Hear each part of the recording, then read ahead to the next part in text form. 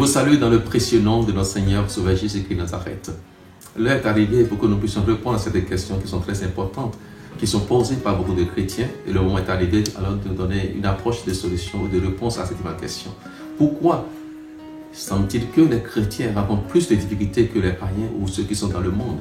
Je voudrais nous dire que oui, que Jésus a dit dans sa parole, vous aurez des tribulations dans le monde, mais prenez courage, j'ai vaincu le monde. Il nous a averti que nous aurons alors des tribulations, nous aurons des difficultés, nous allons connaître alors des souffrances, nous aurons alors des problèmes. Mais ce qui est réconfortant, c'est que quoi? Lui, il a déjà vaincu toutes ces choses à notre place. Et comme il a été notre substitut à la croix de Golgotha, il a payé le prix de notre rédemption, de notre rachat. C'est lui alors qui a payé le prix maintenant, Seigneur, pour notre guérison. Il a pris sur lui nos maladies, il a pris sur lui nos péchés, il a pris alors tous nos défauts sur lui. Et par ses blessures, nous avons reçu la guérison. Je voulais nous dire, oui, les difficultés vont venir. Bien sûr aux chrétiens, mais les difficultés arrivent également alors aux païens. Je voulais te dire, nous ne sommes pas les seuls à connaître des défis, à connaître des problèmes dans la vie. Non. Même autour de toi, il y a des gens qui connaissent des problèmes qui dépassent ce que toi tu connais aujourd'hui. C'est parce que tu n'es pas rentré dans la peau de l'autre ou tu n'as pas entendu les problèmes de l'autre que tu penses que tout ce qui t'arrive, c'est toi ce qui vis. Non, laisse-moi te dire, il y a quelqu'un qui vit aussi les mêmes choses que toi. Je voudrais te dire, par exemple, le peuple d'Israël, quand ils étaient en Égypte, c'est bien sûr le peuple choisi de Dieu, le peuple élu de Dieu. Mais il est arrivé que ce peuple passe par des temps difficiles, des temps de problèmes. En Égypte, ils étaient sous l'emprise de Pharaon, sous la domination alors de l'adversaire. Mais la Bible nous déclare quand même il y avait un endroit que Dieu a réservé où son peuple pouvait jouir de la paix, de la bonté et de la grâce de Dieu. Il y avait Goshen. Je voulais te dire, mon frère, ma soeur, toi qui passes par des temps difficiles aujourd'hui ou par des difficultés, il y a un Goshen que Dieu a réservé pour toi. Et ce lieu sera un lieu de réconfort, un lieu de soulagement, pour ne pas dire un lieu de bénédiction.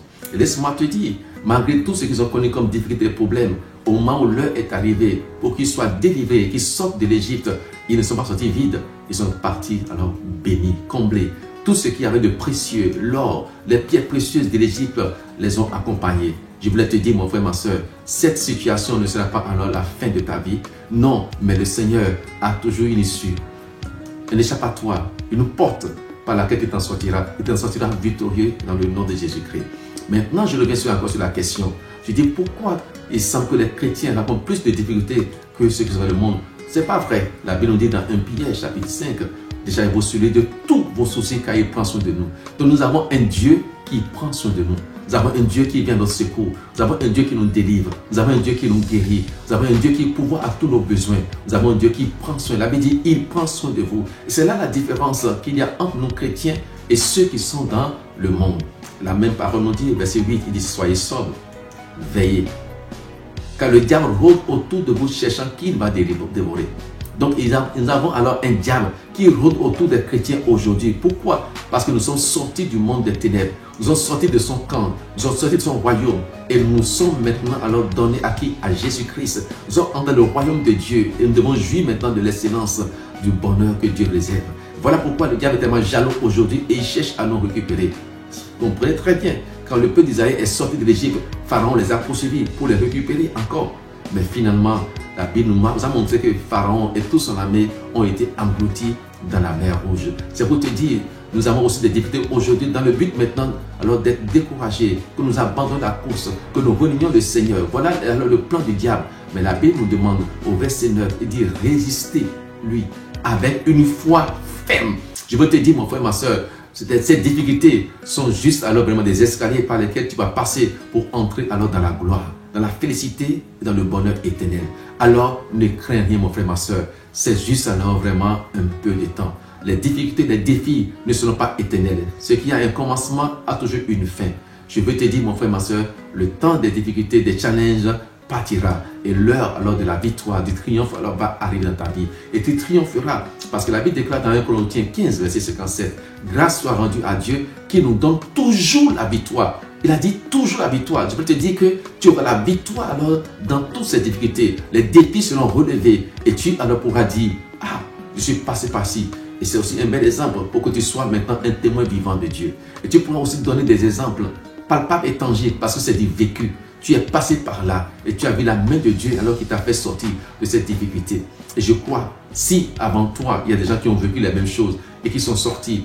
Daniel a connu alors vraiment des défis et les a relevés parce qu'il n'a pas changé sa vie de prière, sa communion, son intimité. 3 fois par jour, il priait encore. On a déclaré maintenant qu'il soit jeté dans la fosse au lion. Il a été dans la fosse au lion, mais il a vu que dans la fosse au lion, il y a un Dieu qui est apparu, qui a fermé la bouche des lions. Et il est sorti victorieux, oui, de la fosse au lion. Et je vais te dire, toi aussi, tu sortiras victorieux de tous les défis de ta vie. Tu auras la victoire. Alors la Bible nous demande, nous dit, et pour finir, la Bible nous dit que les mêmes souffrances que vous rencontrez, sachez que les mêmes souffrances sont aussi imposées à vos frères qui sont dans le monde. Dans 1 Pierre, chapitre 5, au verset 9.